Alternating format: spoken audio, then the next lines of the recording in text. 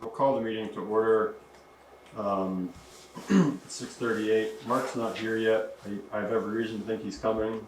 Suzanne did say she's going to join via Zoom, so I expect her at some point. But it is 6:38. We do have a pretty packed agenda, so we'll get rolling. Great. And here is Mark. Hey, Mark. Hey. Cool.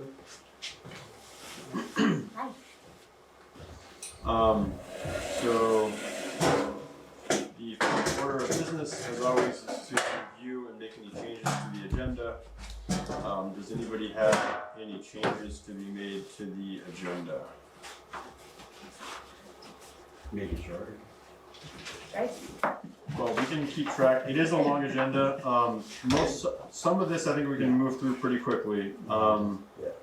But we can also keep track of time and table items that are not, critical. I'm just kidding.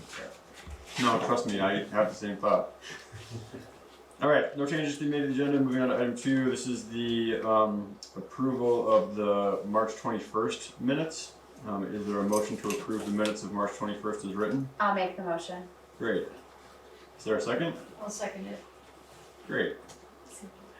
Is there any discussion on the minutes? Not hearing any, we will call the question. All those in favor of approving the minutes as written, please signify by saying aye. Aye. Any opposed? Any abstentions? Motion carries. Great. That brings us on to Public Works, Roads and Bridges, and so we'll just jump right in. Mark, do you want to provide an update on where things are at, what we've done, what we're looking to do, and everything in between? Well, we're gaining on it. The good news is all the spots that we repaired last year, the way we're repairing them right now, we're good this year. So that's why we're spending the money, getting the 3-inch stone and putting a base in. We push the mud aside and then put a base in, a 3-inch stone.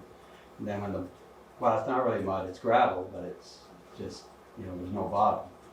So we're putting 3-inch stone in the bad spots, and then letting that dry, and then just keep putting the other material back on top.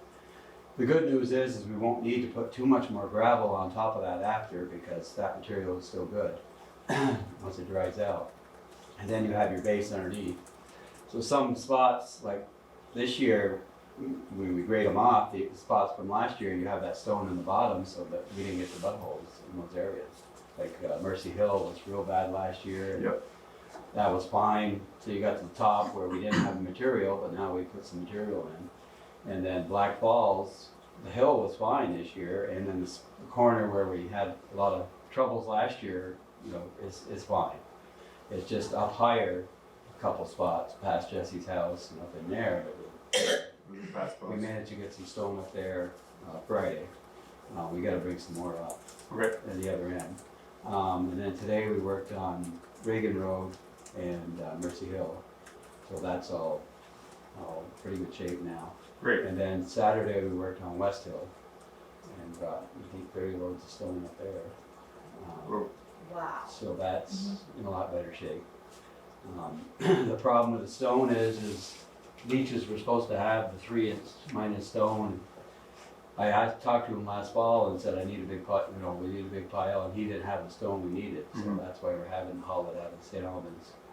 But you need to put the right material in when you're doing it. It's costing us a little more for trucking, but we have 3 trucks hauling into the garage, and then we haul it out of the garage to locations, because you can't put on a full load, you have to put on a smaller load. To get up to the top.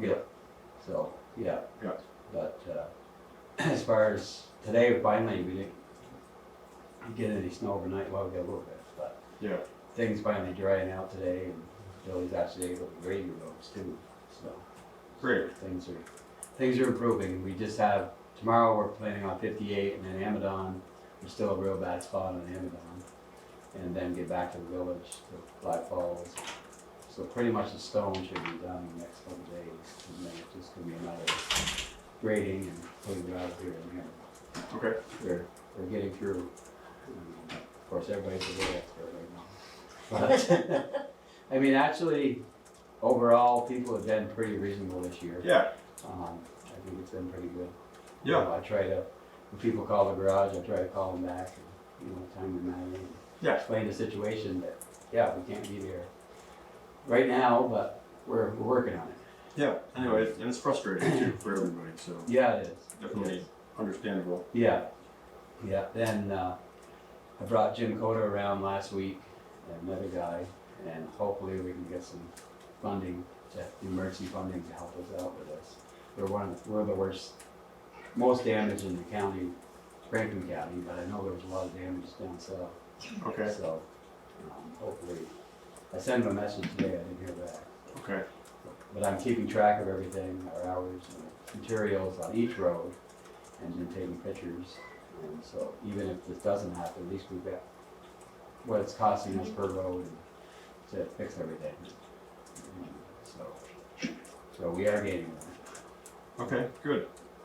I think that the communication this year has been much better than in past years, and I have found that that is really helpful. I think my updates every day of where we worked, and They're awesome, I tried to, and I think they're so appreciated. people shows we're out there trying to do it.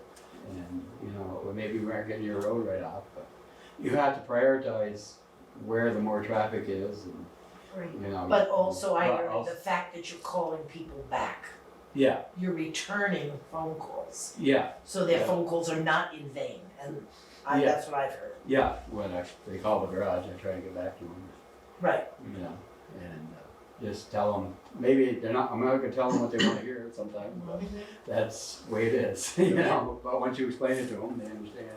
I think the better communication though helps people to plan and Yeah. to know, like, Yeah. if they can only go in and out, or this is the day that's going to be the best because the work's going to be done. I Yeah. think that all of that is really helpful. Yeah, So I really commend that effort, because I know that there's so many hours being spent out working on the roads that that's just one more additional thing to do, but I Yeah. I really feel that it's of benefit to the whole Oh, yeah, community. I mean, I get back, at the end of the day, I just sit down for a few minutes and just wait. Yeah. Just catch up on this thing. Good. I think it saved a lot. So I do know that we've got, we usually wait and do visitors at 7, it's 6:45, but I do know that there's folks, I think, that are on that do want to discuss roads or have some questions about roads, and so Yeah. if there's no objection from the board, I'd like to open it up at this point for any visitors that would like to discuss the roads, so we can kind of tackle this all as one. In an effort to move through our agenda, I wonder if there's a time frame that you're looking at in order to have like a conversation with visitors about roads, and if we should maybe be mindful of that. Yeah, totally. I'm thinking, probably no more than 15 minutes or so. I mean, 15 minutes is kind of a long time, but yeah. So with that, what we'll do is we'll turn it over. Mary Beth, I see you got your hand up. So with that, I'll give you the floor. I've lived on Zoom the last couple of years. Hello and thank you for all of your efforts and work related to the roads. I live up in Black Falls, and I appreciate the work that goes into it. I have two related questions. One is related to culverts. I'm getting too old to dig out my own culvert, and I'm wondering if the town has any responsibility for cleaning out the culverts, or do we need to keep digging and trying to do that every year? And then the second one that's even more significant is, we haven't, for all the obvious reasons, we haven't been able to drive up and down the road for a couple of weeks. And there were a couple of emergencies on the road during that time. And I'm just wondering, is there any consideration of a plan for how to help us with emergency services while we can't drive ourselves up and down? Thank you. Yeah. Do you want to take the culvert question first? So the first question of the culverts, yeah, it is our responsibility to clean out the culverts, and we'll try to keep it cleaned out. Driveway culverts are important so it doesn't wash out our roads and stuff. So I don't know, but it is our responsibility. We try to go around and keep them maintained and cleaned out because it's helping our roads too. Then the second question, we're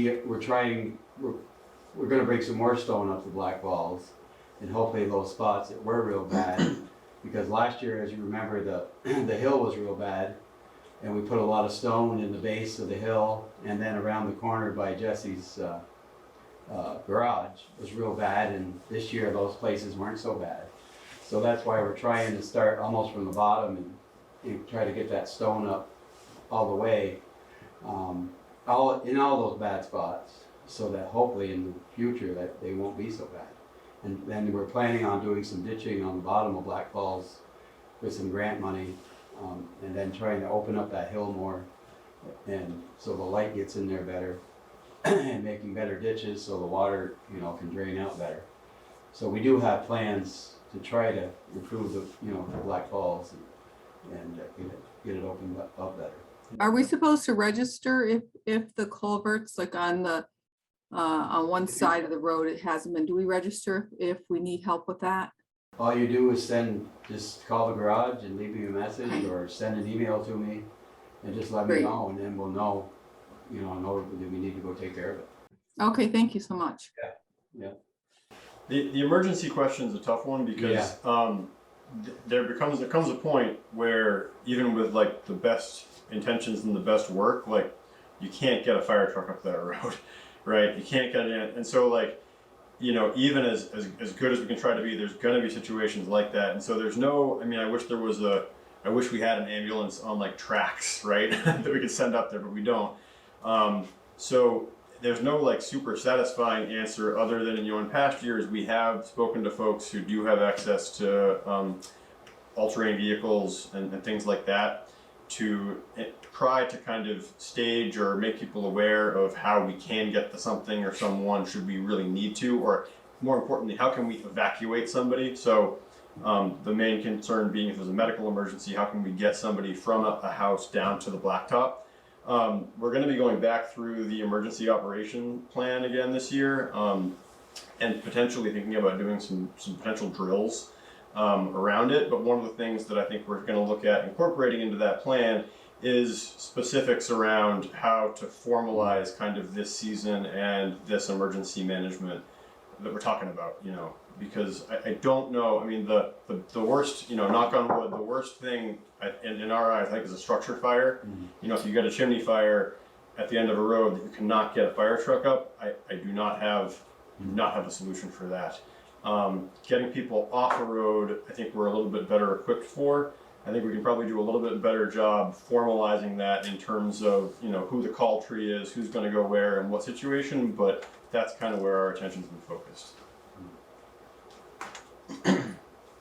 I don't know how to raise my hand other than. That's fine, you can just wave it, yeah. Go ahead, Jackie. Okay, good evening, everybody. Thank you for letting us jump into the middle of your meeting. Mark, I just want to tell you, and I can only see your face a little bit, that I think if I was there, I would want to pin on your chest the Billy Baker Medal of Exemplary Service. I think that you're working extraordinarily hard, and that's not in dispute. And adding on to that, I don't know who the NWATV coordinator is, but I want to acknowledge and appreciate what you said to Mark about calling people back, and you too, Sue, because that's been important. And also Charlie, for now and then on Facebook, you've gone on and posted what the schedule is. And I don't know who's putting it on the forum. That might be you, Mark, the Montgomery Bulletin. So communication has been better. And I just want to ask are the roads that we're talking about, Black Falls, Amadon, North Hill, West Hill, Hill West, Reagan, Mercier, are these class 3 roads, town roads? Yes. They Yeah, are, all okay. class roads, yeah. I want to step back a little bit from my specific question, just to reference that I've been following the chats, the various community chats, and there's a lot of finger pointing and there's a lot of blaming, and people like me are being told that if, not me personally, I'm just noticing comments to people who live on the back roads, that if you don't have a side-by-side or if you don't have an ATV, you shouldn't live up here. If you can't deal with what Mother Nature dishes out, you can't live up here. And I just wanted to check that. And I looked at I think it's Title 15 of the Vermont statutes. And they say that on these class 3 roads, I'll read it to you. The minimum standards for class 3 highways are a highway negotiable under normal conditions all seasons of the year by a standard manufactured pleasure car. This would include sufficient surface and base, adequate drainage, and sufficient width capable to provide winter maintenance. And I know that people are trying. I know that we have had what we called last year epic mud. So maybe this year we call it epicer mud, and that's not going to change. And blaming the sugar makers, blaming the farmers, blaming the people who might have a sedan rather than an ATV, or who, I mean, we all do have 4-wheel drive, so there's no point saying that. So we went 18 days without access to emergency services. The town wasn't able to fulfill its obligation under its Title 19, what I just read, unable, not unwilling, but unable.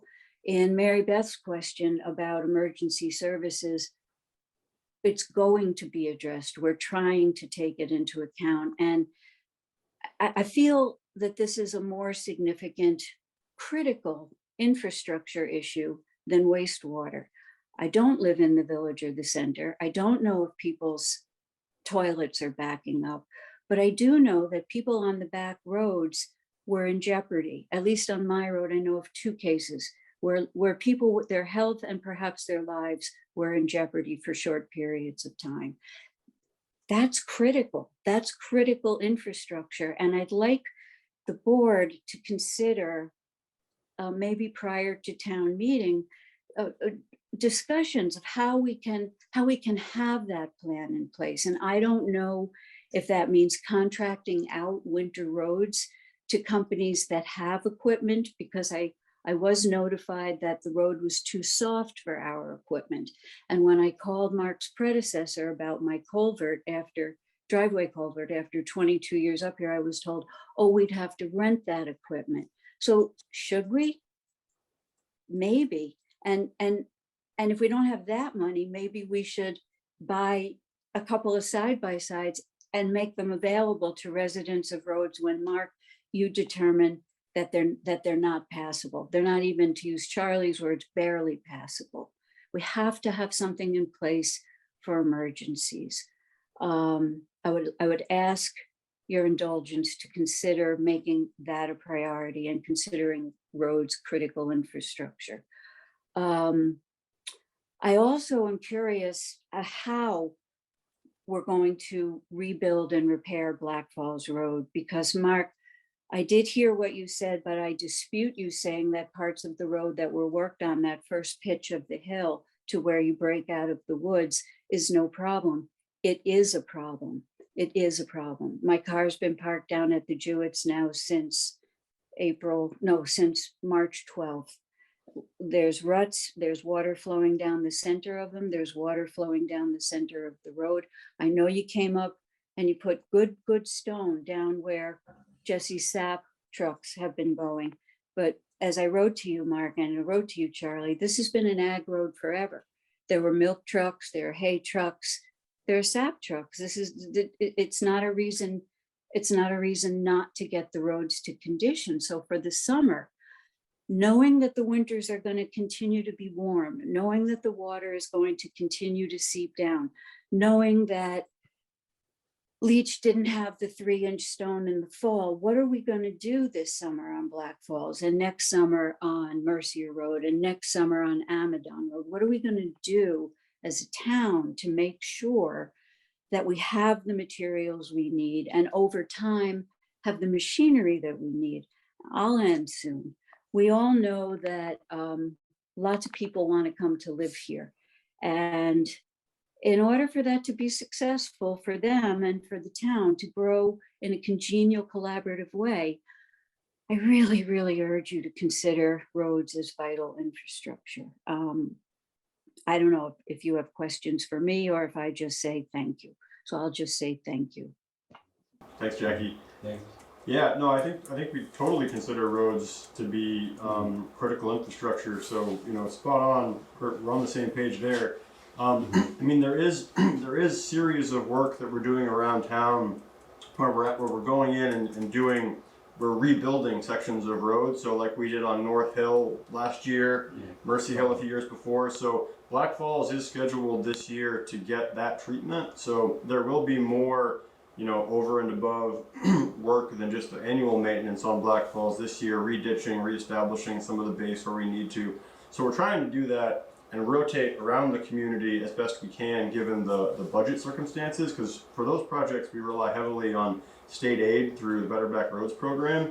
And so we try to take a road or a section of road every year and get that phase done and move. So we can't hit all roads at once, but we are trying to get to every road to kind of bring them up to the par that we want them at. So that is the plan.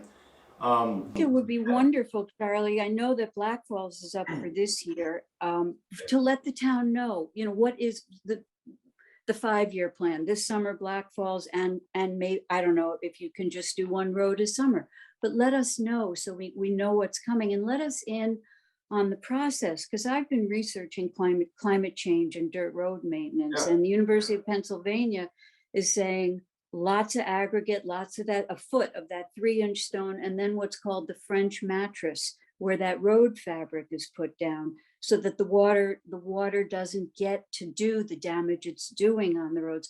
I personally don't just need to know when you're going to do my road. I want to know what the plan is so that I can do my own homework and participate in the conversation. I don't appreciate criticism without an informed opinion behind it, so I'm not going to do that. So I'd like to know, can I see that plan? Yeah, so we can certainly try to do a better job of sketching out, 2, 3, 4, 5 years out. Sometimes it's hard because we don't know the funding landscape at the state. And so sometimes we can sketch out what we'd like to do, and then what we're able to do really depends on how much money we end up getting in support. So it's a little hard for us to say definitively 2 years out, we're going to be X, right? But what we can do is try to make a better communications around what the plans are and the expectations and the hopes. And then as we kind of adapt to the real circumstances, we can certainly kind of make that known too. You're a great communicator, Charlie. I have every confidence that you'll be able to do that, and people will understand that there are contingencies and circumstances. Thank you. Thanks, Jackie. So given that it is 7 o'clock now, if you want, we can just open it up to visitors in general and get visitors out of the way, if that works. So Merle, I saw that you were on first, I think. So if you want to go ahead, if you've got anything under this roads topic or anything else for visitors, feel free to hop in. A couple of questions. I know one thing on the roads is the excess gravel that was put on them. I know I've driven up West Hill for 45 years now. I've lived up here 45 years, and I've watched that road progressively get worse. And that hill up Paul Sylvester is probably one of the best things that could be done. Would it take back down about 1.5 feet? I just put sometimes 8 to 10 inches of gravel on them roads at one time, and it's just layer on top of layer. And the Better Back Roads manual tells you you should never put more than 2 or 3 inches on a road unless you're building a road. But routine maintenance is just more than 2 or 3 inches, and then that is supposed to be worked into the road bed. Otherwise, each layer just lays there. So I know that's one thing's wrong with some of the roads, but I just had a couple of questions. I seen some about post office boxes. Does each member have their own P.O. box of the select board?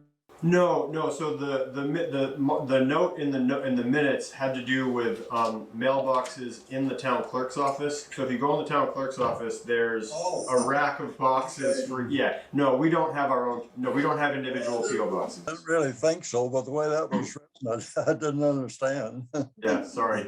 Yeah, that's okay.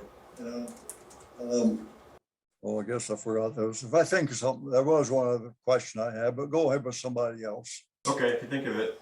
So Sue, we got you in the room. So Sue doesn't have anything in the room, and then Carissa, Do those later. you here for something else on the agenda outside of visitors? Yeah, I'm here to talk about the town property that's coming up for lease. Okay. But you had that on the agenda, so I didn't know when that was appropriate. Yeah. So let's get through Public Works, and then maybe we can pull the board on the pivot down and get to you guys so that we can get you out of here. I know what it was, Charlie. I had a question about those snowflakes. When are they putting them snowflakes up?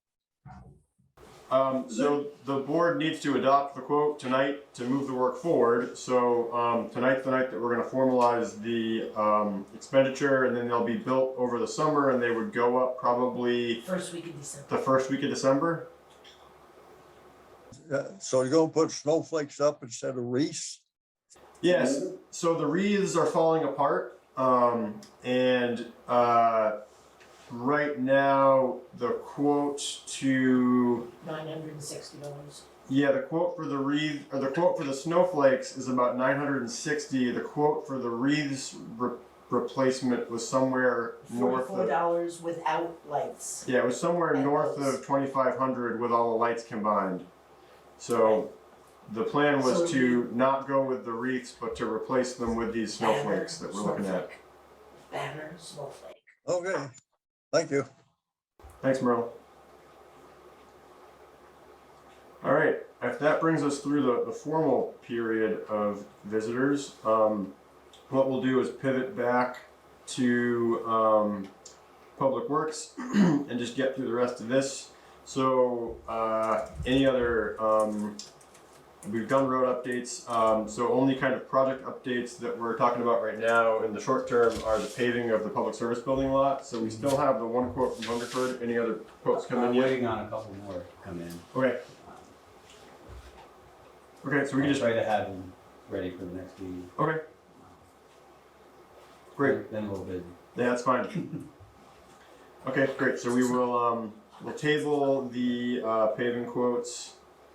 Buildings and grounds, 98 Main Street. So I do have an update on this tonight. So as folks know, I've been after the post office since last October to give us an answer because the lease agreement's up in this October. I got Tim to finally reach out to somebody in Colorado, this Janice individual that we've spoken with in the past. And she finally wrote back and said, basically a one sentence, we didn't find anything else, we're not going anywhere. Whether or not the post office actually looked for some other place is, your guess is as good as mine. But they have kind of now, at least to that end, expressed their desire to not leave the 98 Main Street location.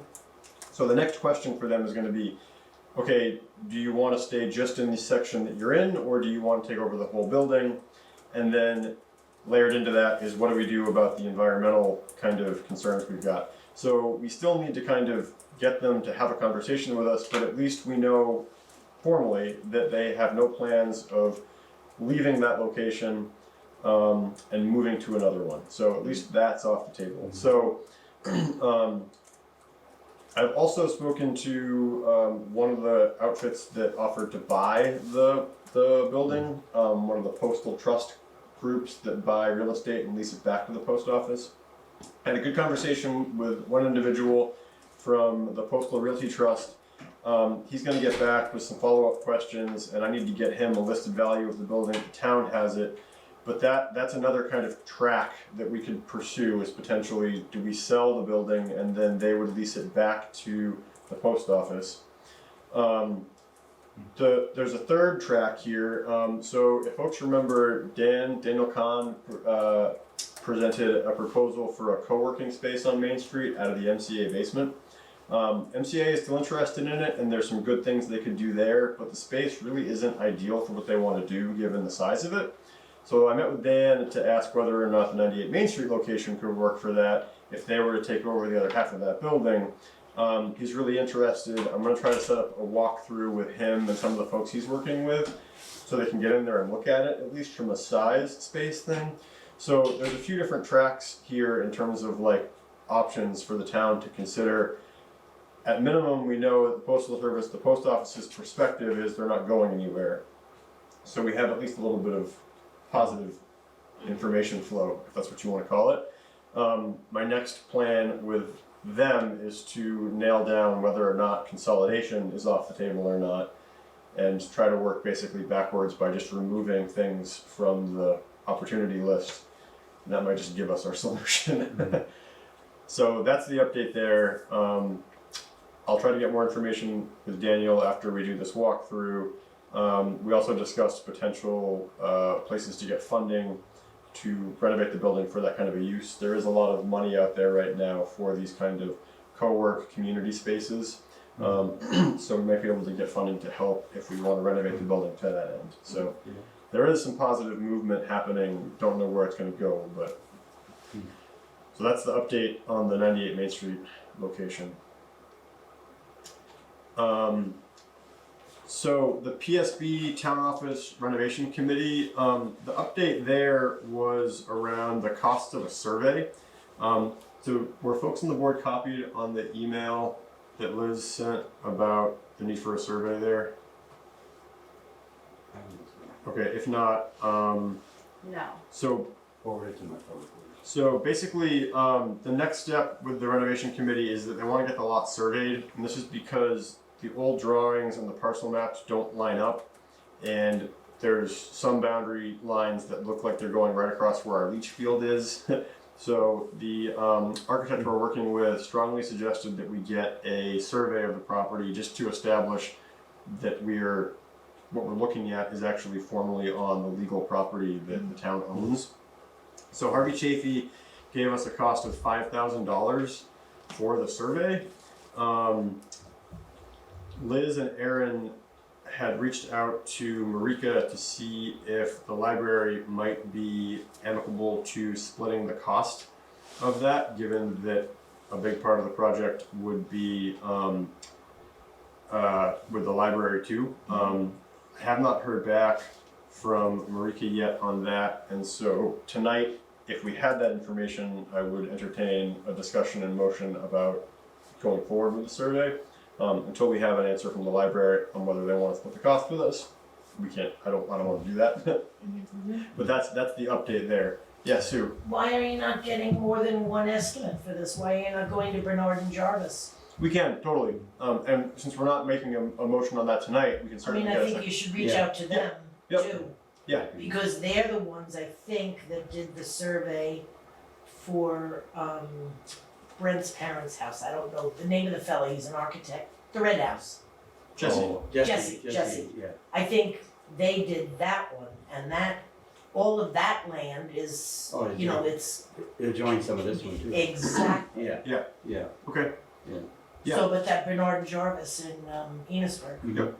Yeah, and so again, because we're not going to take it up or do anything tonight on it, we can certainly get. But I thought you were just going with the one estimate, and I. Yeah, no. I mean, it was a combination of the library not getting back to us and not having Right, additional. yeah. Right. Yep.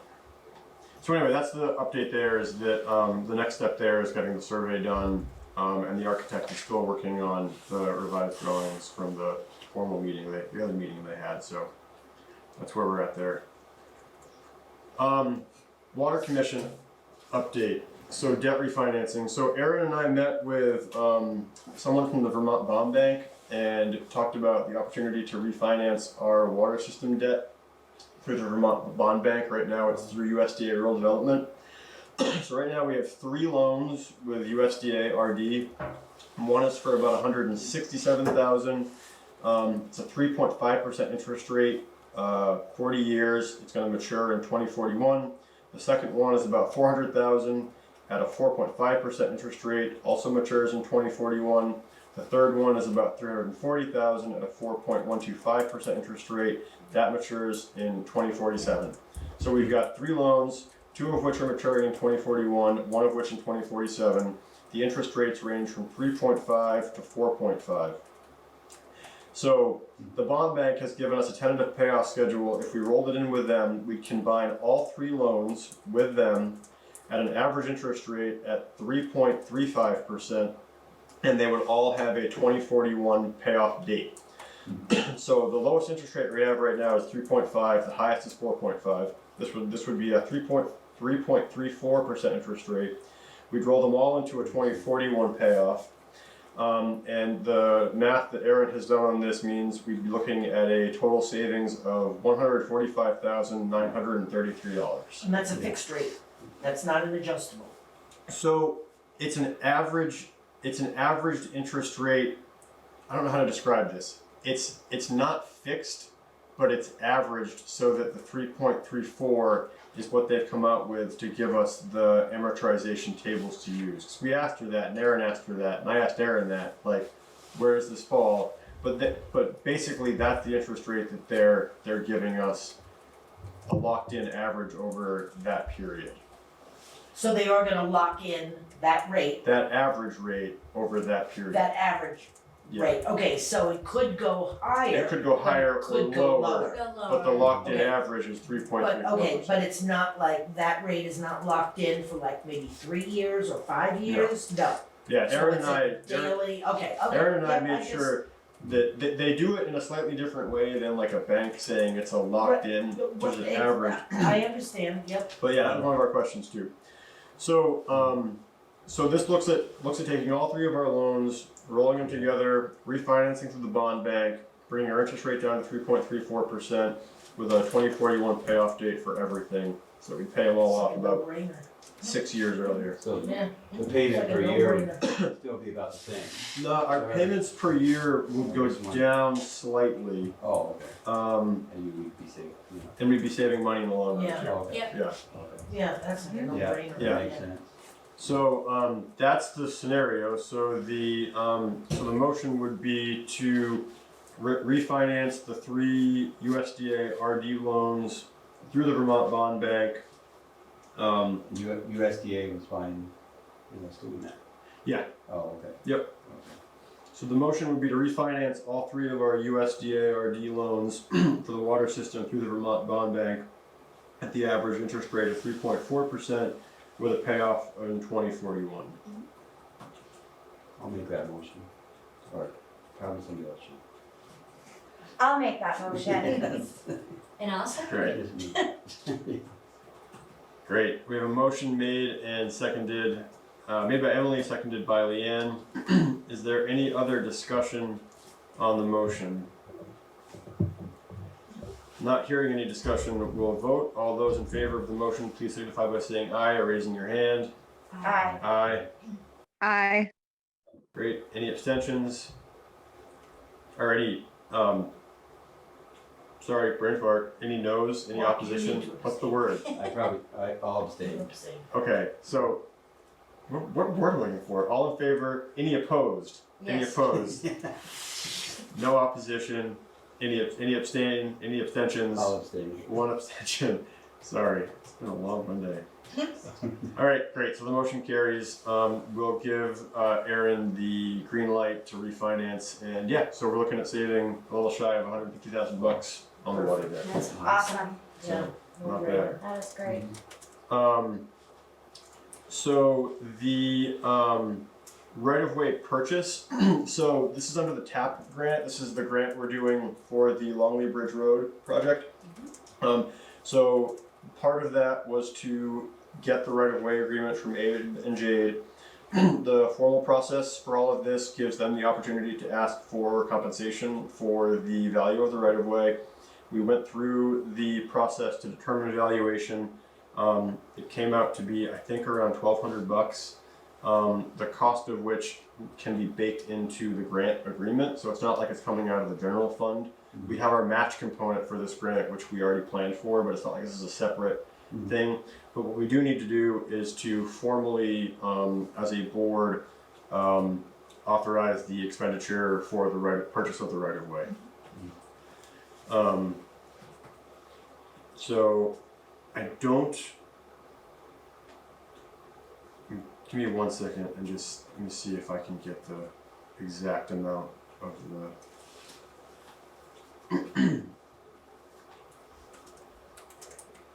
Sorry, I should have had this up. And where did it go?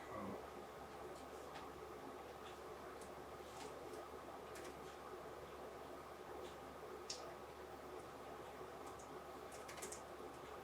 So $1,025, I believe, is the assessed, the value that was the appraised value for the easement. 1,025. So I think if we were to authorize something not to exceed $1,200, that sound okay? So the motion would be to authorize the expenditure not to exceed $1,200 for the purchase of the right of way. Anybody want to make the motion?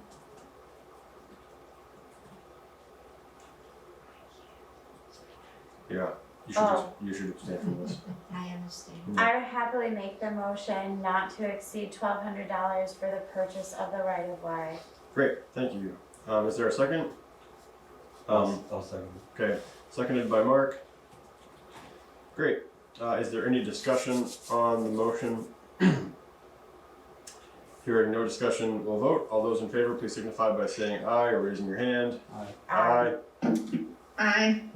Any opposed? Any abstentions? Yes. We've got one abstention from Leanne, so motion carries 4-0 to 1. Great.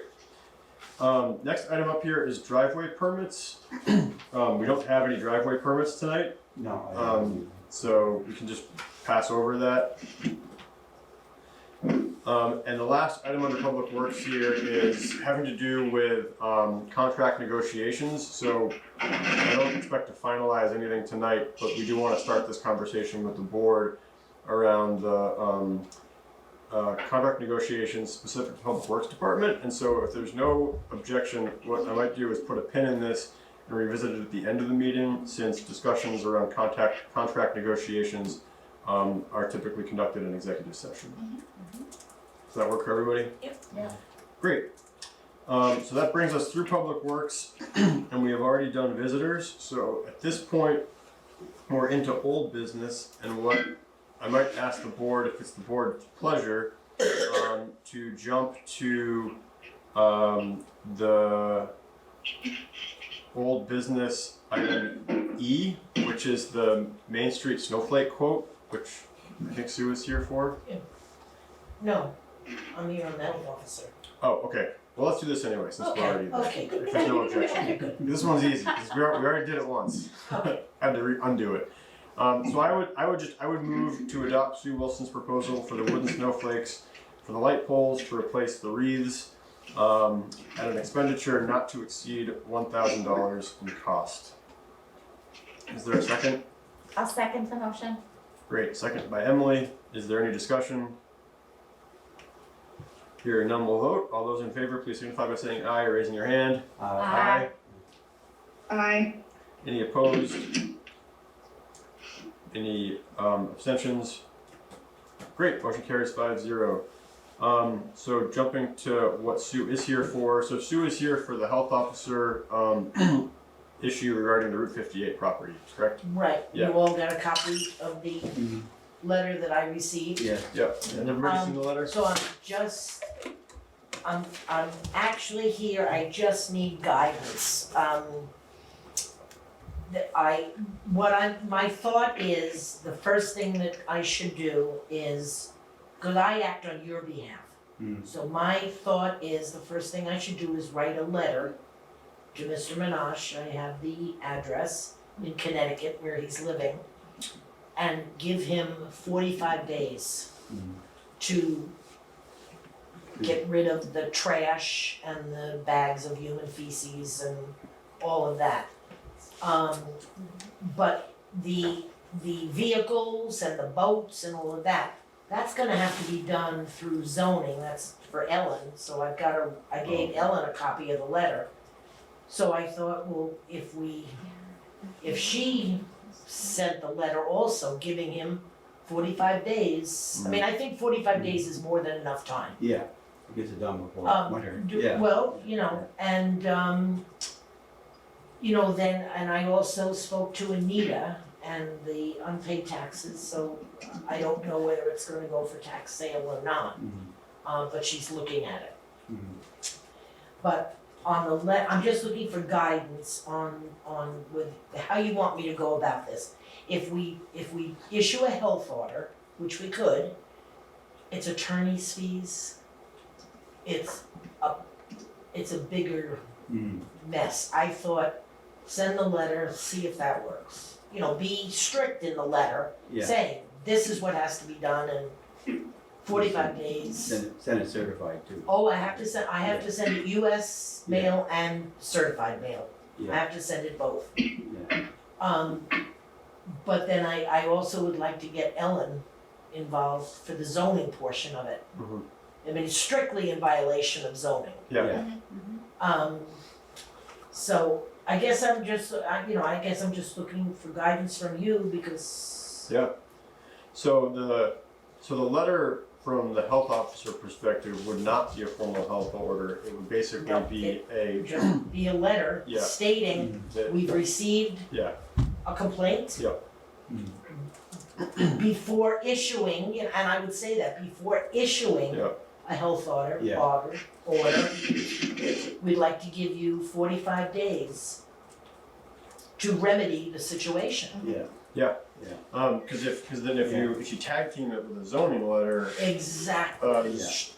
Ellen could actually say, per zoning, that you've got X number of days after which you will be in violation of zoning, which does carry a financial penalty. Exactly, you know, so I think it's both at the same time. Yes. well, exactly, but two Yeah. separate letters. Yeah, oh, yeah. Two separate letters, Yeah, and There's two if I separate can issues. get to Anita also, because she was leaning towards tax sale, well, you're a baby. Yeah. She was leaning towards, Yeah, tax sale because of the unpaid taxes, so, yeah, I mean, that's a triple whammy. Yeah. Okay. yeah. Yeah. So if So you you wanna- authorize me to send a Yeah. letter? Now, Charlie, if I do the letter on Word, can I send it to you for? Yeah. Yep. I don't wanna send it out, because it's on your behalf. Right. So I would move to authorize Sue to draft Yep, correspondence to Mr. Minaj. yep. Give him 45 days. Yep. Offering 45 days to remedy the situation.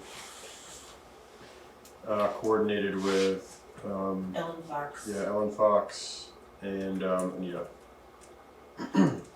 Yeah, but definitely Ellen, you Yeah. know, and it has to be sent, my Yep. book says it has to be sent certified Yep. mail and regular mail.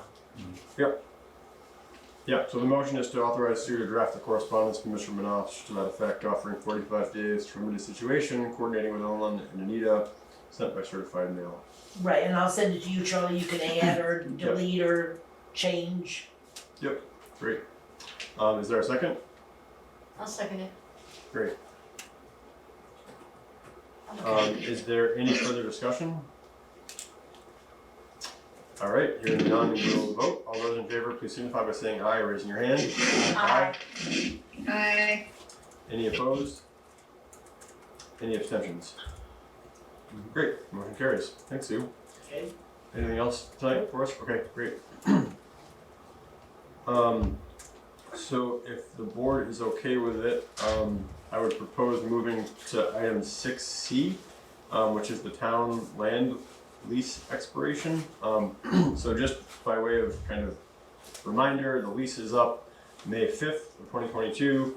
When we did this last time, we said we would put out word to the community of the lease expiration and entertain other proposals for the property.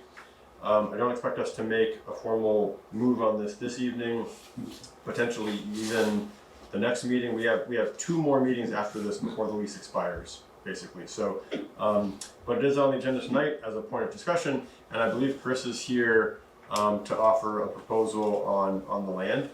Is that correct? Yeah, I just wanna show an assessment, kind of like a resource inventory, and then discuss like potential options. Or just revisioning what we do with that land. Cool. Did you email me a proposal that I can bring up? or- I did, it's on a link, cause it's the size I couldn't send it just like a PowerPoint in the email, so it's a Google link on a Google Drive. You should be able to connect. Do you remember which email address you sent it to? Yep. Nope. Oh, here we go. I got it. Yep. I got it. Sorry, I have too many email addresses. Yeah. It's from the MCC. Yeah, gotcha. It says I need to request access. So I just sent you a request for access.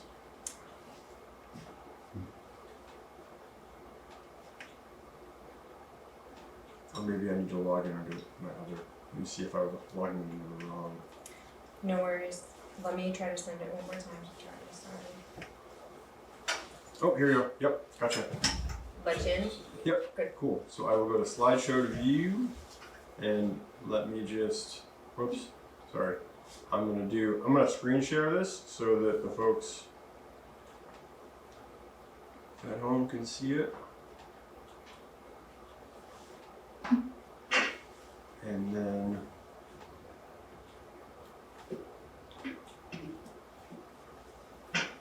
great. Can I go through it on your computer? Yeah, of course. Okay. Yeah. Here, you want to come up and just take the reins? I'll try not to miss anything. I'm gonna sit over here now. Okay. Thanks for everybody's time tonight. I know you guys are busy and you have a heck of an agenda. I wouldn't add to it if I didn't feel like just it needed to be added. And I just want to say the road on Hill West is awesome this year. Oh, yeah, It, we do a lot of work on there. yeah, it's been noted. I don't have to walk anymore. Oh, okay, that's good. So the property that we're talking about, just to orientate everybody and make sure we're all on the same page. So it was a Jewett property bequeathed to the town, and as far as I know, and the village's water source is here, which can be accessed by Fuller Bridge Road, and Route 118 is just to the south of it. So you've got Black Falls Brook, and then you've got Trout River becoming a confluent area down here. And if you're driving on 118, just before you cross Hill West Hill on the left, it's on the right across from the river. Are we all on the same where we're at? Okay. Thank you. So just a quick resource inventory. This is what's mapped on the state's or Natural Resource Atlas. It was determined by FEMA to be in a floodplain, and so no structures can be built on this property, no septic systems. So taking that into account with this presentation. 3.4 acres is in the ground source water protection area, because our water source, majority of the water source comes from uphill or not within that field. It's on a higher plane. Okay, so sorry, this is coming in a little rough to see just based on the lighting. Can I Yeah, maybe turn off the light. just, Yeah. is that okay? Oh, that's better. Okay, so this is 1941 imagery on the left. And so through that 1941 imagery in 2019 on the right, you can see that the land's been modified a bit, but the original land had a confluent creek that went through it. So just taking that into note as I move into the next slides. And if anybody has any questions, just say. This is 1962 imagery, and in the 1962 imagery, the natural drainage pattern is still seen there, but you can also see like a wet sag area on the right there in the northwest, northeast corner.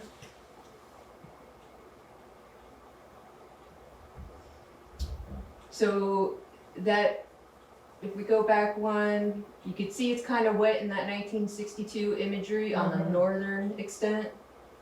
And you can see that why they have it mapped as a class 2 wetland, mapped in that northwest corner. The dark green is actual mapping, the light green is potential wetland. They're just looking at soils and topography there. They're not actually going out and verifying it, as far as I know. All right, so 1985 imagery here shows infrared imagery, and what it does is it basically, your dark colors, if you look at the river you look in this dark area up here, that is a water, so it's a wetland. The lighter color indicates drier conditions. So 1985 imagery is, to my knowledge, is also the imagery that a lot of the state uses to map wetland areas. So now we're going into more recent imagery. So 2006, 8, 9, and can't be seen because of that speaker, but that's 2011. You can tell by the aerial imagery, the crop conditions are kind of saturated. It's a wet area. It's just, you know, basically no matter the rainfall throughout the year, this land is wet. And it can also potentially indicate compaction in the soil, which typically happens in wet areas. When the soils are saturated, it gets compacted if it gets weight on it. Okay, so just forgive me for being so thorough. We're just going through, we're gonna get there eventually. But so on this property, in that wetland area and in that sag area, so I pointed out the sag earlier and the wetland area. I'm just showing you through time, there used to be a natural venation where the water could slow down, shed off the land as it's supposed to. The area's been ditched, the wetland's been ditched so that this area drains because it's wet in those areas. So if you walk there today, that's what you would see. Maybe a little less snow. But the area is ditched.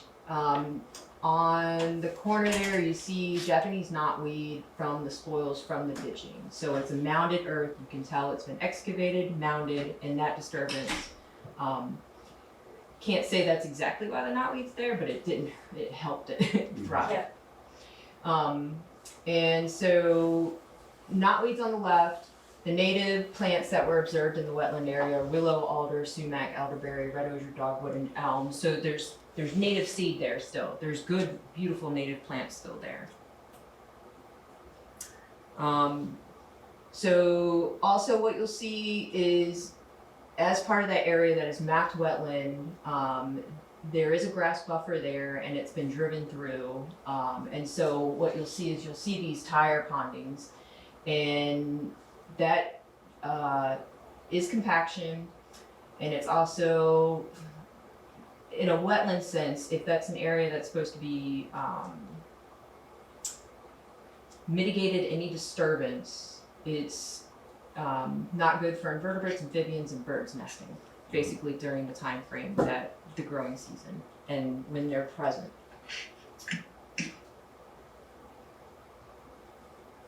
So the yellow circle is where that mapped wetland was via the state, and then the blue shaded area is a 50-foot buffer of where at least what the state would recommend and what I would recommend as far as for a wetland buffer, so that you're not causing an issue to that wetland. Is there any buffer there now? No, so sorry, I didn't put the, 2021, this is the imagery, it just got updated, which was like, I was like, oh wow, this is new. So this is current condition from last growing season. Okay. So, here you can see the delineation, that's where the corn's planted. Yep. This area is where the tire tracks are, and then the blue shaded area is the overlay as best that we can do based on technology to say, that's where the buffer should be, to reduce the potential for nutrients, sediment to reach that surface water. And here you can see that's where the 50 foot, so I'm actually a little bit short of it.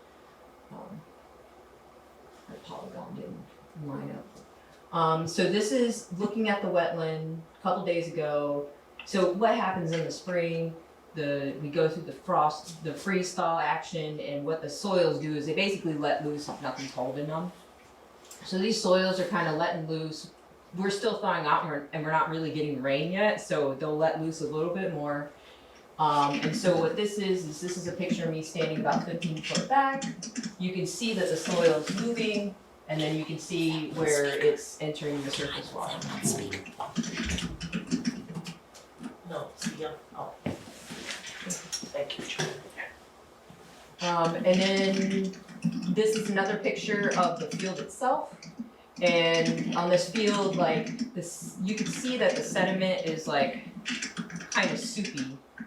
So it's untethered, it moves very freely when it doesn't have any cover and it doesn't have any organic matter. And so what this is, sorry I moved it on this screen, but it didn't move.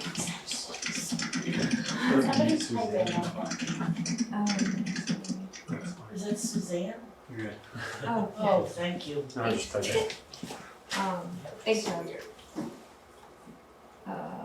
So I was just gonna try to move that out of your way, but I'll read it to you. So the sediment doesn't have any structure. It indicates a lack of organic matter. Why that's important is not only because of the erosion, but organic matter has a water holding capacity. And so I did a quick calculation.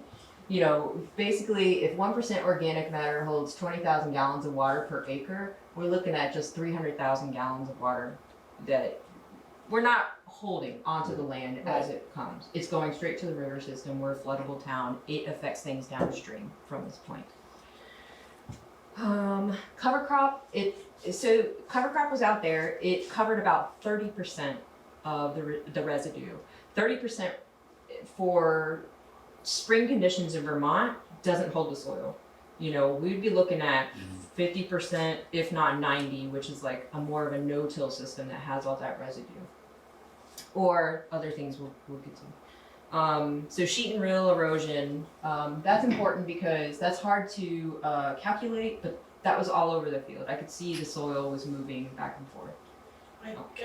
I don't know what sheet and rill erosion is. Yeah, What is- I should have put a definition. So that is basically, it's before it goes to a gully stage. So you can see this erosion moving Okay, down. yes, okay. That's sheet and rill.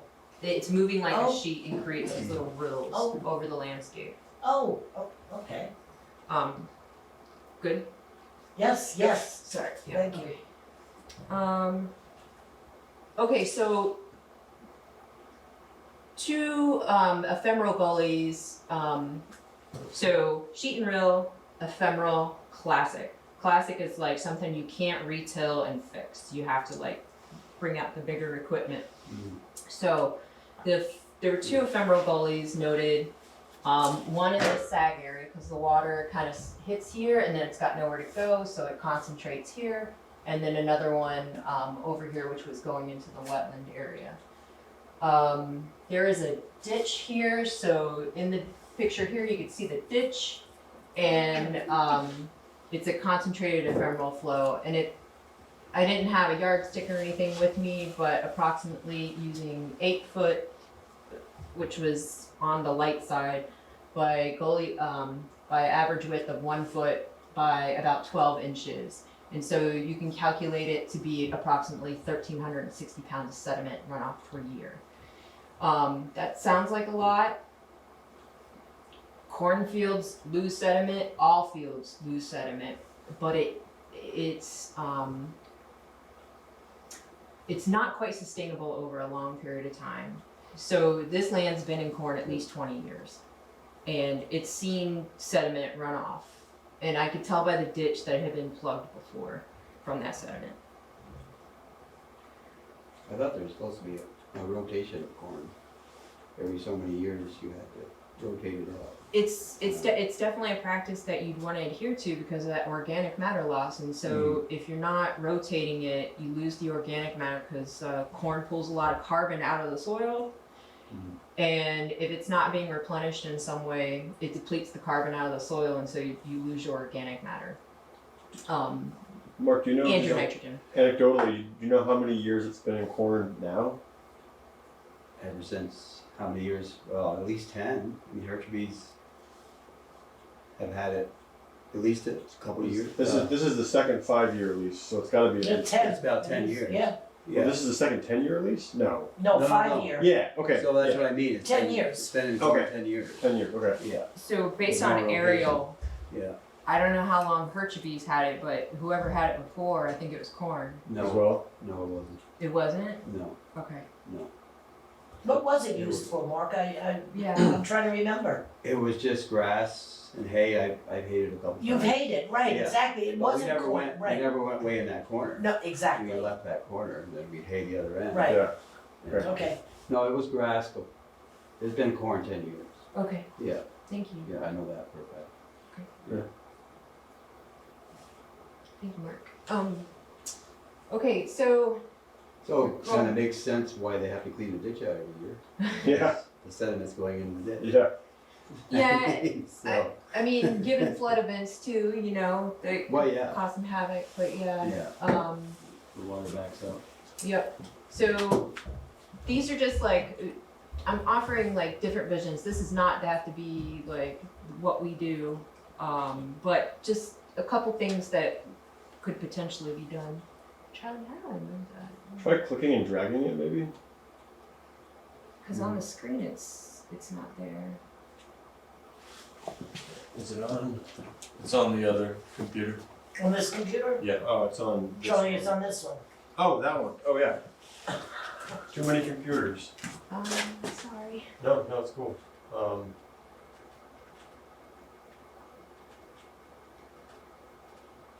Oh, that's good. Claire? Okay, thank you for your time. Okay. Let's go back up. Okay, so the town can require a wetland buffer. So the class 2 wetland, 50 feet to be implemented, and at least 100-foot buffer from Black Falls Trout River is what this is proposing. It could be less than that. There's a 900-foot ditch on the eastern extent, so that could be buffered due to runoff from sediment. So this polygon is not the end-all be-all, but it squares the field up for efficiency, and it's approximately 10 acres. But I would recommend increasing that buffer. It could be seeded down, so like you said, like it's not been 20 years, so I apologize. I saw the aerial imagery and it looked like corn, but it probably just different coloration. So the soil needs time to rebuild. I could tell that there was no structure in that soil. I couldn't put a shovel in it because it's frozen right now, but you could tell by the way it was moving, the organic matter was lacking. And just corn stubble was on top and a little bit of cover crop. So the buffer from class 2 wetland would be 50 feet and then 25 feet from surface water, and that's for nutrients being spread. So I don't know if anybody's familiar with Intervale Diamond-Ski, so I just used that because Intervale means bottom land, and what they've done with that piece of property is they've put it to community use. And what they do is they have an active riparian floodplain habitat with a walking trail. They have a plant nursery. They have food plots for community farms who don't have access to land. This will be slightly different. I mean, I don't know if they did wetland restoration on that, but what I'm just putting out there is trying to offer a different vision for this piece of land for not only food security, but a community gathering around the land and coming back into the balance of what this land could be. I think it's a very special piece of property, as you could see by it being surrounded by Black Falls Trout River, the ditch, and then the wetland to the north. It's surrounded by water. This is just a sketch, just something that could be done. So wetland restoration to the outer area, and what wetland restoration would be could be just as simple as plugging that area back up and allowing it to naturally fill back in with knotweed being controlled incrementally, not allowing it to spread. Community use, I put it there because it's the highest ground and it didn't seem to be affected as much for the water table. All along the edge here to the south, floodplain, riparian restoration, or a native plant nursery, or agroforestry opportunity, or all of the above. Same with this area, only because I saw a lot of alder, which indicates a water table. And so I wouldn't actively advocate for foot traffic there, so to speak. And I'm mindful of you guys' time, so fruit and nut orchard, maybe even like something, a place where people could plant in memory of their community members. We kind of do that with the school. We do like the little plate, just very much community minded, like an area where we can educate, learn. Yes. Didn't we have somebody contact us? Yeah, so Vermont, 350 Vermont has reached out offering to assist with, and not this property necessarily, but in all communities, they're offering to come in and assist with planting things like edible Fruit and nuts? fruits and nuts. That's what I was thinking. Yeah. So there are organizations that could help us if this was. Yeah, and they would plant them. They would come in, they would give them to us, plant them, the whole thing. Yeah, I reached out to them. Charlie forwarded that to me and the library and a few other community members. And I thought it was a great idea. yeah, their offer would still be in future years. It doesn't have to be done this year, Right, which is right. yeah. And Thanks. the other thing on the compost site, that is another thing that the Intervale is really big on. The Yeah. composting, right? Because Yep. yes, Yeah, thank you. exactly. So these are floodplain soils, and so they've got loam sand, and then they have cobble underneath, so they're excessively drained. I do think organic matter will be part of if this is agrarian in any way, compost is going to be part of the equation. Has to be, or manure. Take your pick. And so that's the same overlay, but just showing that potentially recreation aspect, a walking trail, and not the Trout River access is pinpointed there. The walking trail would have to come in from the water plant. Yep. Yeah. Yep. So we'd have to make probably parking up there somewhere. Yeah, I would not recommend vehicular use on that trail that goes down. It's stable and it's on a slope. Well, that's what I mean, we'd have to put parking up Yeah. top, like the Yeah. water Yeah. plant, and then people would walk down. Yeah. Yeah, that's good. Well, they can walk to the walking trail. Yeah, yes. No. Yeah, so half a mile to 0.8, so it would be more if you parked and walked from there. Okay, so this would be like if you allow this area to revert back. I'm just trying to project an image of what that could be like and how it would fit a niche for the town. So this would be the natural state of this area was probably a silver maple fern community of some sort.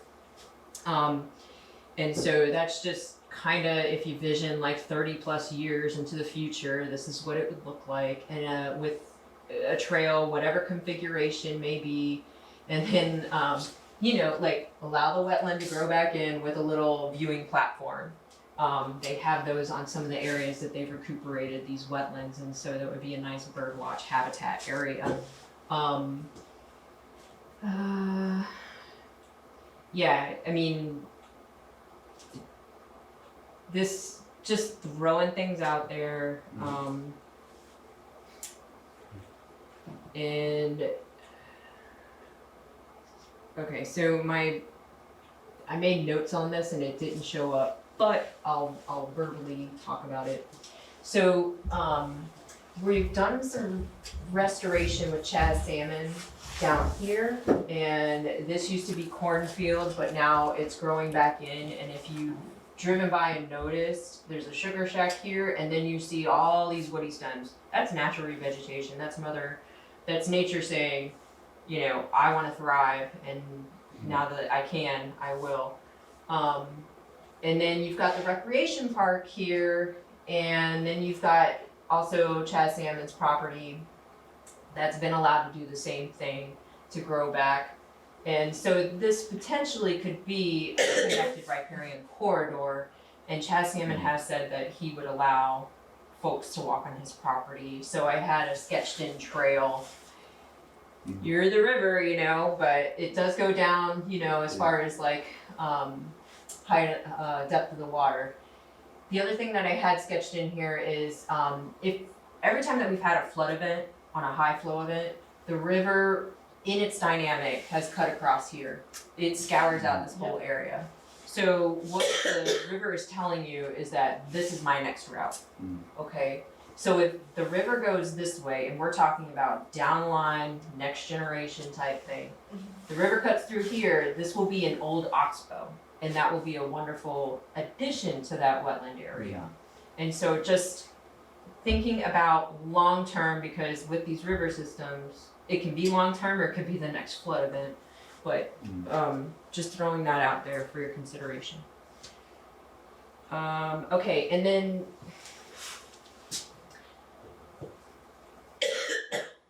I'm just putting out there that there's a lot of people who want flood resiliency, they want community and agronomy, but they want it in balance, and that there's options for this town to do something else.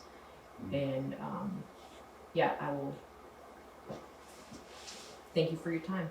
Awesome, thanks, Carissa. Yes. Great job. Yeah. I can, Charlie, if you can send That's a that. rude awakening. Yeah, wake up.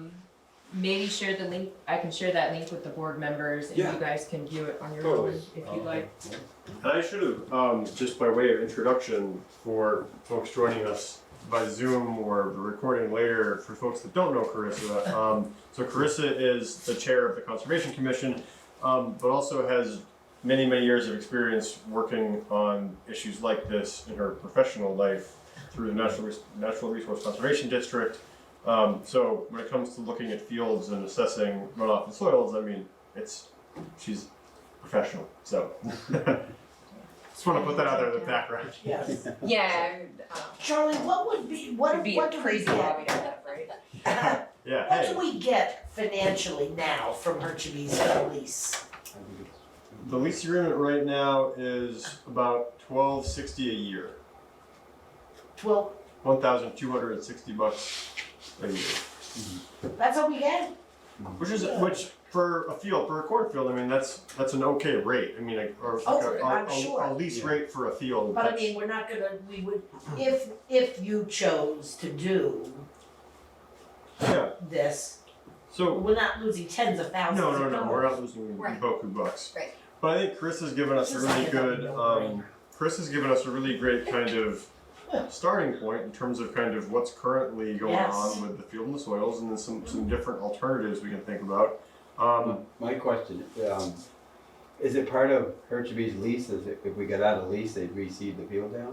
I before don't- they got done? I'll have to pull a copy and look at it. Yeah, So I did talk to Wayne Hercules.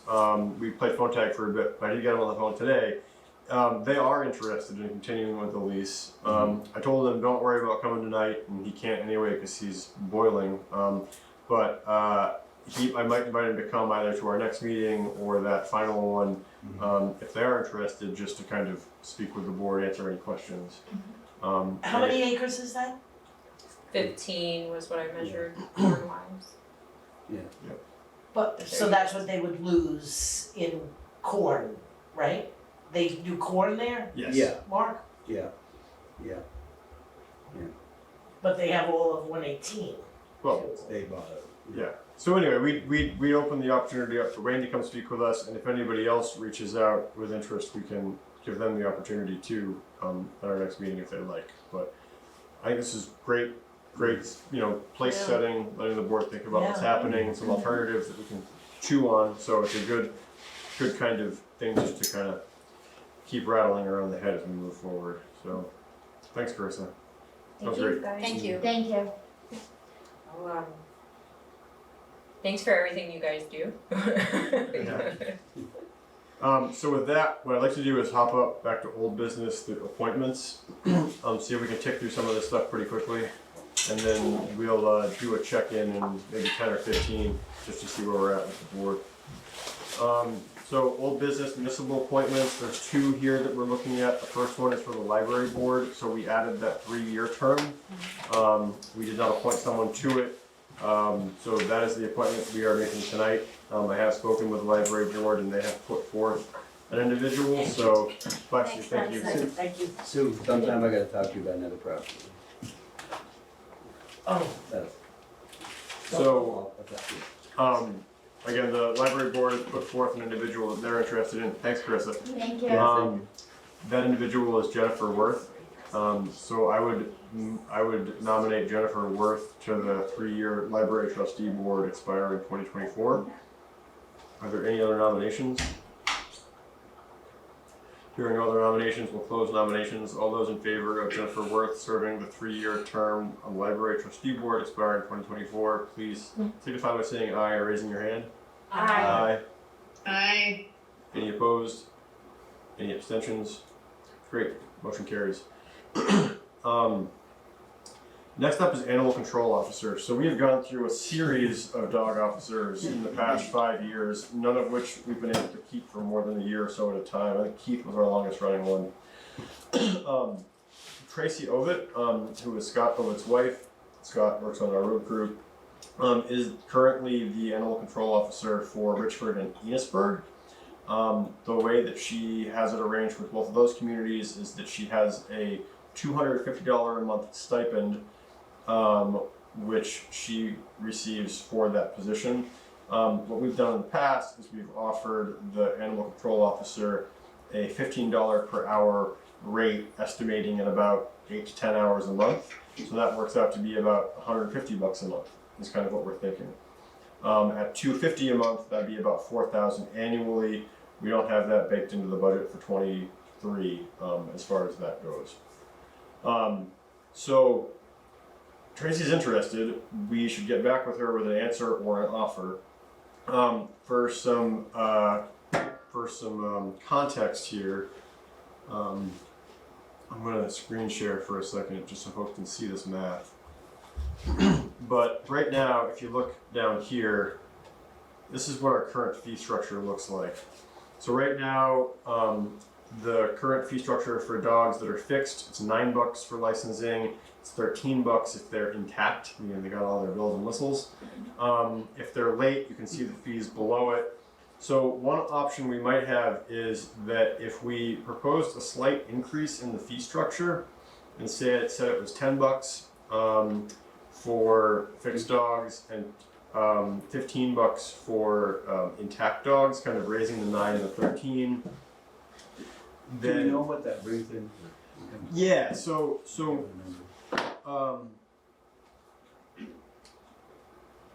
if we use a rough example of 350 dogs, which is I think what we have in the community, give or take, say 2/3 are fixed, 1/3 are not. Under this new fee schedule, basically we'd be looking at about $2,345 annually.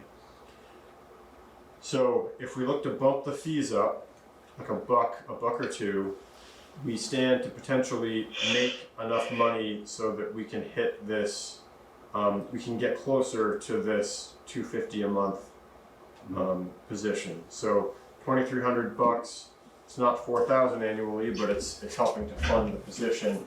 The idea being that if we had a dog officer in place that did the job, conducted the census, did all the work, it would help provide funding to help cover the position. Yeah. I would pick up some dogs that are currently. Yeah. So. Now, the other thing here is Richford and Enosburg are bigger towns, and so a question might be, given it's $250 for those towns, if we adjust for population, could we do 200? Could we do 175? But I would like to get back to Tracy with kind of an offer from the board in terms of what we're thinking. So that's my quick little spiel on that. Any thoughts?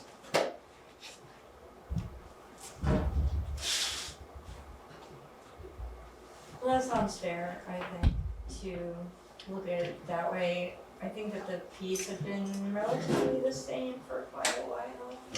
No, the fees haven't changed in a long time. So if we did that, I think you have somebody that's experienced and been doing it for a Yeah. while, so you don't have the training. right, You know, that you because can- otherwise we'll go through another year without one. I would And I would pitch it to her with the lower population that we have here, and we don't really have too many issues, that I think it's fair. Yes. Statistically, when we do have issues that we're asking the animal control officer to respond to, do you know what we're looking at? Are these dogs that are licensed that we're having issues with, or are they unlicensed dogs that we're having issues with? Both. Yeah, It is both. Yeah, my experiences has been both. yeah. Yeah. And what is there a fee or a fine schedule for people Yeah. when the dog officer has to get involved?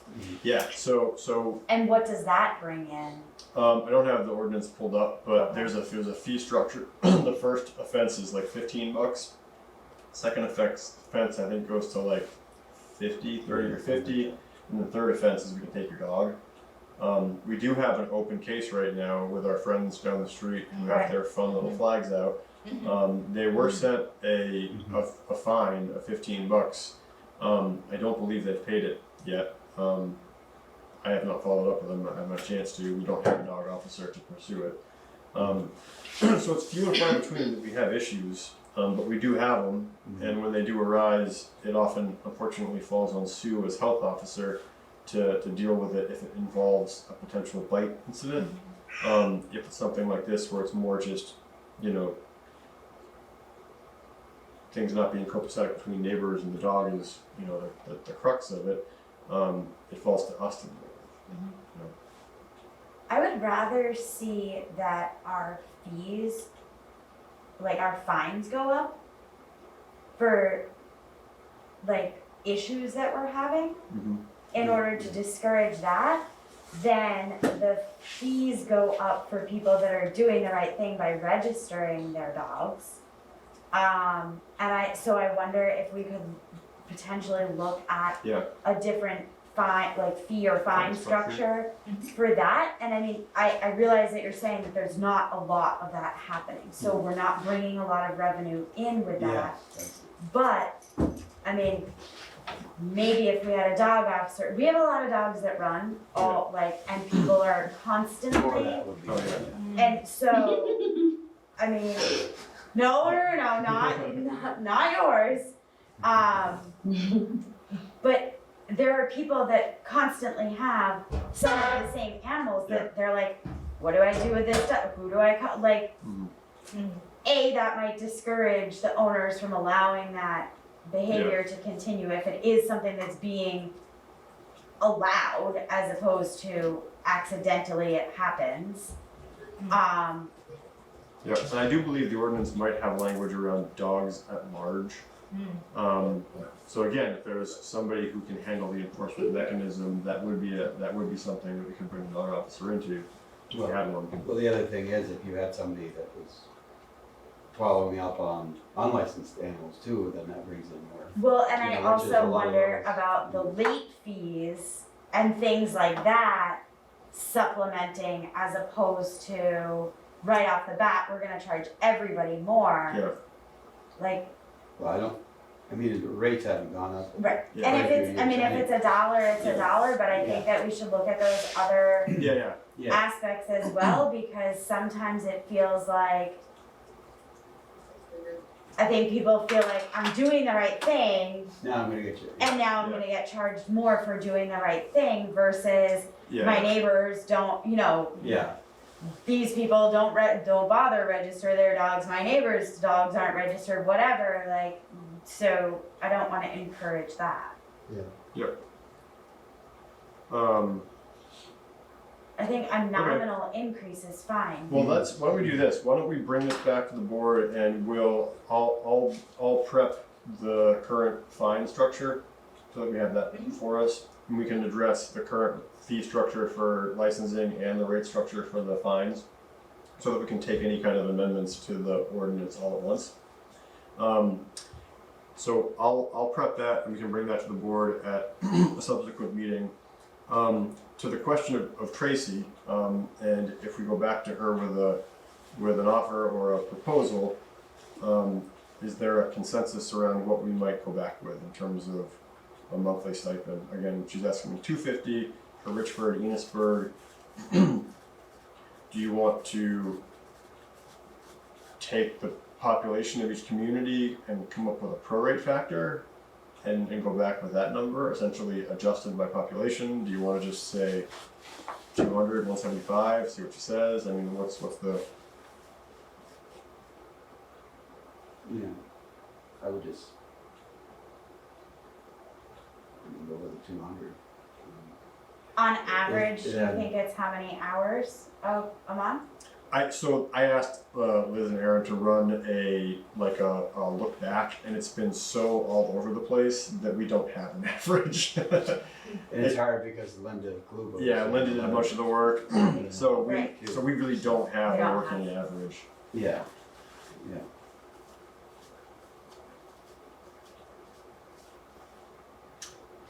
I mean, if the board is comfortable with me going back and asking if she would be able to work with us at a 200 rate and see if that's a conversation point we can start at, is that? Suzanne, any thoughts around this? You've got dogs.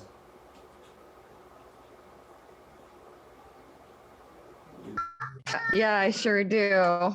I would say, I mean, I would think it'd be fair to ask for 200, given that our population is lower and it's probably not as frequent of a action as in the other towns. Okay. Well, if that's kind of the consensus of the board that seems to be developing, then I will ask Tracy if that will work with her, and we'll use that as a starting point for essentially, that position as far as the rate negotiation goes. And then what I will also do is bring back to the board the current fine structure so we can handle the fee structure and fine structure together and make any amendments to that ordinance we want to in one swoop. That sound good to everybody? Sounds good. All right, cool. So it's 8:15. We're currently on item 5B, the website updates. We've hit E. Let's push the website until next meeting. Okay. Thanks. Anything else we want to table to the next meeting? We can table the the wastewater and streetscape projects update. There's no update at this time anyway, really. The purchasing policy, we wanted to revisit for a while. The building use policy, we wanted to revisit. We've got the appointments to the local emergency management, and then we've got the budget review and some permits, and then we have the contract negotiation, starting that conversation. So if there's no objection, given that this isn't a pressing item and we can circle back to it next time, is the board comfortable tabling the building use policy and purchasing policy until the next meeting? Yeah. Okay. If the board's comfortable tabling those, that brings us to the local emergency management plan and the REM. I don't know how you pronounce that acronym, but basically that is the it's the local emergency management contact appointment.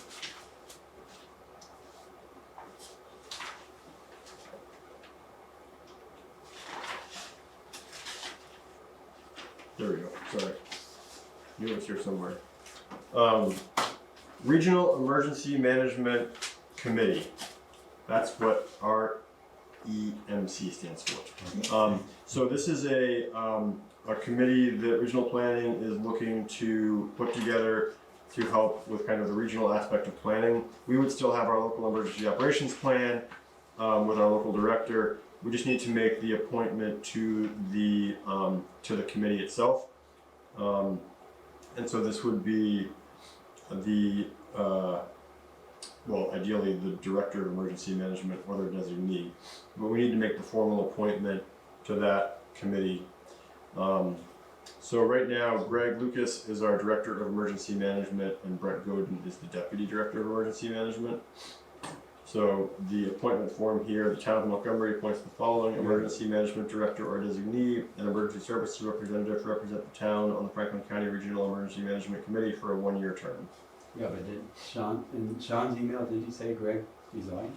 No, Sean thought Greg had resigned as the director of emergency management, and that had to do with the confusion after last year when the table was done. Doug got moved into that position. I'm not sure why. Oh. Doug didn't want it. Oh, I okay. think the fire chief got like absorbed into that, and Greg still wants to do it. Oh, okay. Yeah, so Okay. Greg is our director of emergency Oh, management. okay, okay. Yeah, I was Yeah. wondering the same Yeah. thing, because I know Yeah. that Brent expressed interest in keeping that position. Yeah, Yeah, the deputy. Yeah, yep. okay, so then Yeah. good. oh, okay. So we need to appoint a emergency management director or designee, and then we need to appoint an emergency services representative. So, is there a nomination for the emergency management director or designee appointment to the committee? Makes sense to be Greg. I would nominate Greg, yeah. Okay. Okay, so are there any other nominations for the emergency management director designee to the regional emergency management committee? Say that 5 times fast. All right, hearing none, we'll close nominations. All those in favor of Greg Lucas serving as the designee to the committee, please signify by saying aye or raising your hand. Aye. Aye. Any opposed? Any abstentions? Great, we've elected Greg to that position. The emergency services representative, this could be the deputy director, or it could be the fire chief if we want to put Doug in that position.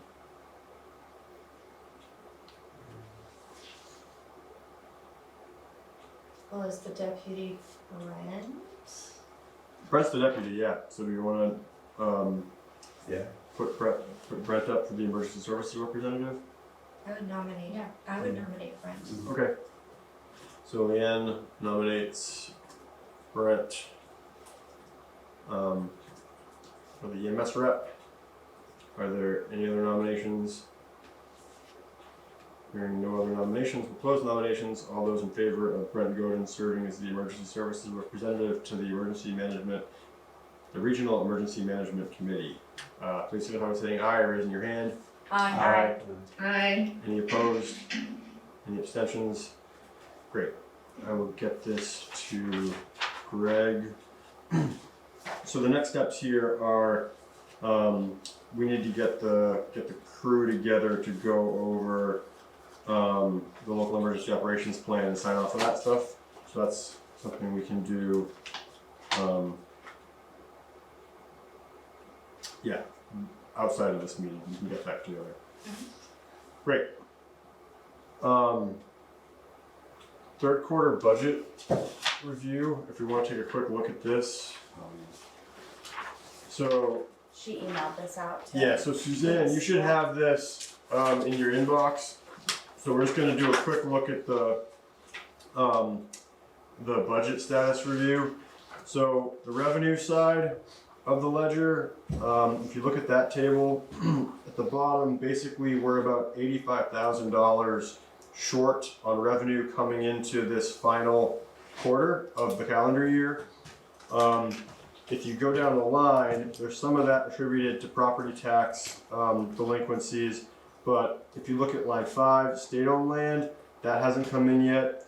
The state aid for roads, we still expect a fourth quarter payment there. We also, lines 10 and 11 have not received payments to that full amount, nor have we received the lease payment on the land. So as you go down, we're in pretty good shape as far as revenue goes. So there's no big concerns there. Expenses, if we can turn to the expense side real quick.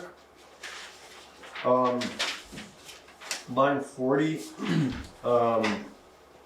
and line 48. Part of these overages are because we have not filed for reimbursements yet. So Hoyle Tanner is related to the work for the wastewater engineering, and then the DK is Dubois King. This is for the Longley Bridge engineering work. So those overages are shown on the bottom. If you look at line 66, reimbursements pending, Hoyle Tanner, DK, 83,000, 32,000. So those put us in a good position there. So as far as that goes, we're good. We're over on machinery repair. That was repairs to Yeah. a couple of the trucks. So we know that. Yeah, So try not to break it. Yeah. So two things I do want to draw the attention to is lines 45 and 46, road maintenance and materials. So right now, on road maintenance, we're still $12,000 ahead of the game, and on materials, we're $67,000 ahead of the game coming into the third quarter, which is great. Now, the caveat asterisk is that this budget report does not have the last couple of weeks of work for mud season. Yeah. So we're gonna do another one of these at the next meeting, and these should be updated. That being said, $67,000 in materials is still a lot of money to get us through this, and so I think Yeah. the stockpiling of the sand, you know, the things we talked about before, I think we're in a pretty good position here, so, Yeah, I mean, we still have a big pile of gravel. yeah. Yeah. So it's just pretty much the stone that we're getting. Yep. And we've got what, 3 more months? Yep. And contracted services, you know, that would be like Jeff Trucking and be, Yeah, I mean. you know, so we're we've looking got at Probably maybe going up a little bit there. a little, but, Yeah. so that's just a primer The thing is, to, this year I didn't have to hire like. But there is contractors also the coming in. So I'm possibility trying to out put it there on material. that we might get reimbursed for some of this if it is actually a FEMA event based on yeah, our community and the other communities in the southern part of the state. yep. And we Okay. still have some reimbursements coming from grants we did last year that I don't think we've gotten yet either. Okay, we can work that with Aaron. Yeah, yeah. So, so that's just a quick budget status update. Typically, as we come into each quarter, we like to check and see where we're at. We'll revisit this next time once we have the mud season numbers together, but all in all, we're not like freaking out, which is a good thing. That's good.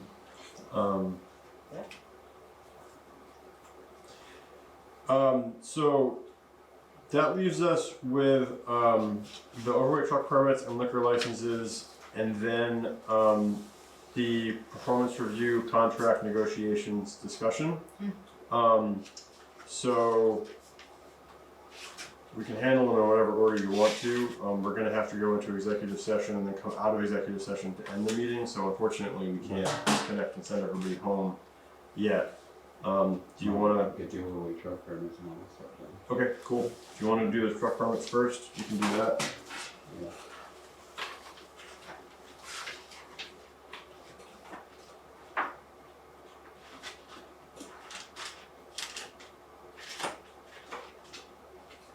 So all the ones we have tonight are listed there, and then Mark's got the stack to review here. So if you want to give those a look, we can take them all as a slate if you want.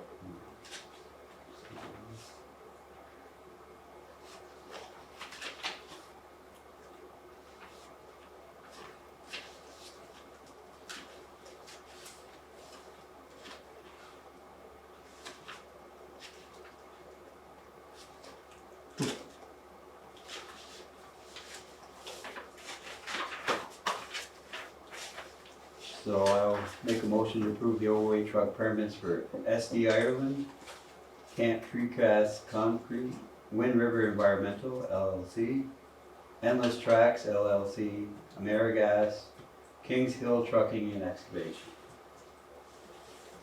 Great, so Mark's moved to approve the slate as presented. Is there a second? I'll second it. Great, seconded by Leanne. Is there any discussion? Hearing none, we'll vote. All those in favor, please signify by saying aye or raising your hand. Aye. Aye. Any opposed? Any abstentions? Great, motion carries. So the liquor licenses that we've got for this evening, we have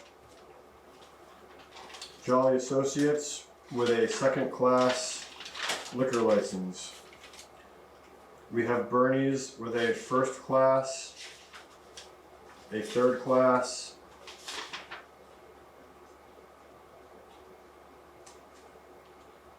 and that's a disclosure of a nonprofit form. So Bernie's is first and third class, and then we've got the Belfry with a first class, third class, and outdoor consumption, caterer's license, and outside consumption permit. So first, third, caterers, outside consumption for the Belfry. Those are the three we've got. Do you want to take them one by one or do the slate? Let's do the slate. Great. So, is that a motion to approve the slate, Emily? Yes, it is. Great. My brain stops Mm-hmm. working. Great. Is there a second? 15 minutes. I'll second it. Great.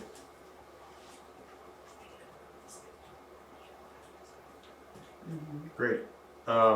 Any further discussion? Hearing none, we'll vote. All those in favor, please signify by saying aye or raising your hand. Aye. Any opposed? Any abstentions? Great, motion carries. All right, so at this point, the motion would be to enter into executive session to discuss personnel matters subject to 1 VSA 313, 1A and 3. That's the statutory designation. So is there a motion to enter into executive session?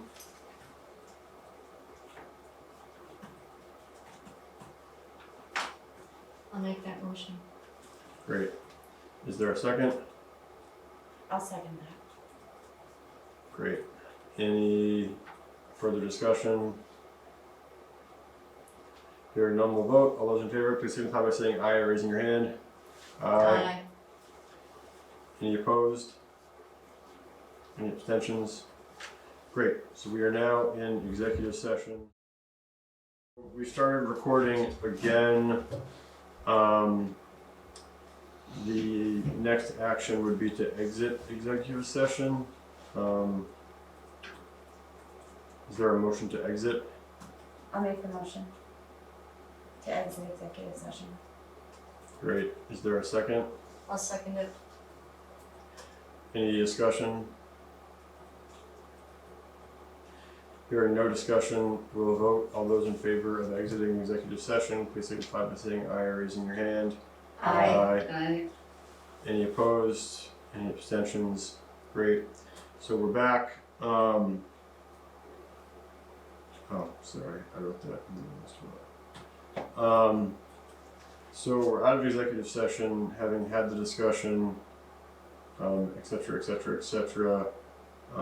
Now would be the time to make any formal motions based on the discussion.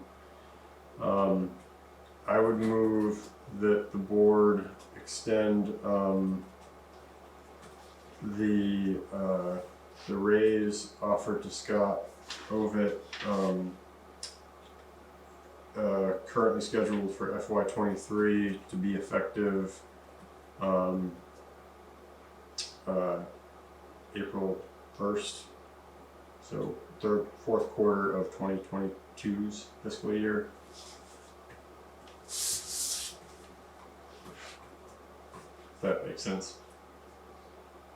That makes sense. Sorry. Great. Is there a second?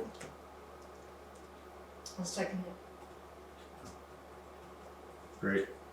Is there any further discussion?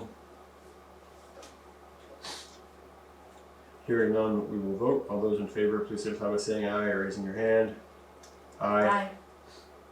Aye. Any opposed? Any abstentions? Oh, I'm gonna okay. abstain. Okay.